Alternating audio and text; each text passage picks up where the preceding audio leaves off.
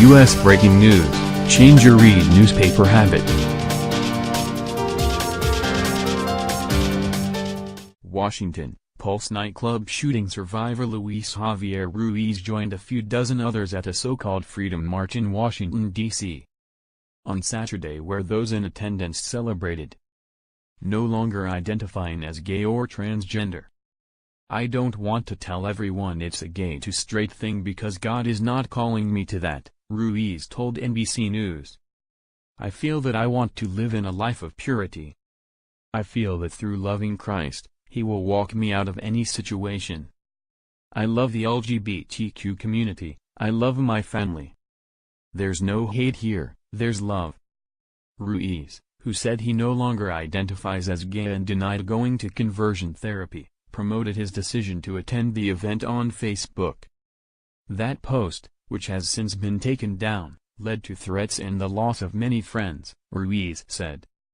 A few dozen people in total showed up at the event on a cloudy Saturday celebrating freedom from homosexual/transgender lifestyles by the grace and power of Jesus Christ.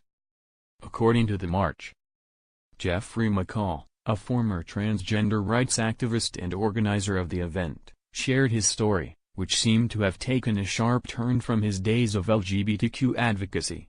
Wearing a red shirt emblazoned with #Jesus, he stood before the small crowd at the National Mall and said he had left his gay identity of 12 years behind.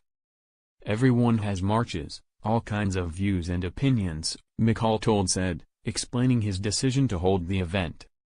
"So I said, I don't really know about a march for people coming out of the LGBTQ community to follow Jesus, so I want to do that. I want all these people to have their story told.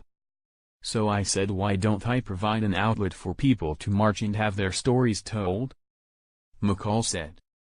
McCall said he struggled with his sexuality at a young age and felt a stronger tug toward what he called a feminine identity, which led to him living as a woman named Scarlett for 2 years. That changed, he said, when God spoke to him and said, "You will live for me." McCall denied seeking conversion therapy, a discredited and non-scientific method of changing a person's sexual orientation.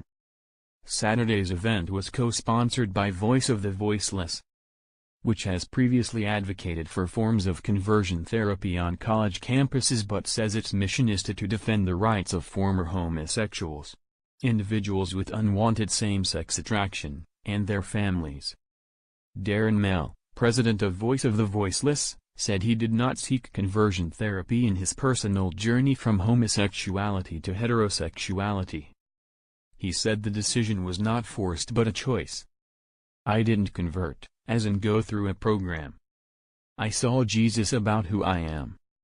I found grace to Jesus to live according to my values and belief," he said.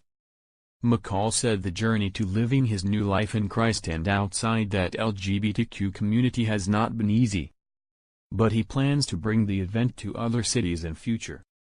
He said he still feels urges to return to being gay, but added that God gives him the grace not to do it. Freddie and Paul Cleveland, pastors of Koinonia congregation in Washington, came to the event to support those who had left their gay and transgender identities behind and also to support the message of love.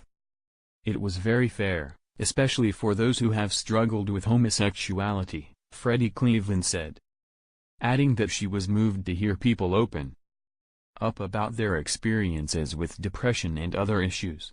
"It was refreshing to hear people speak of the victories, not the negative. It builds us up."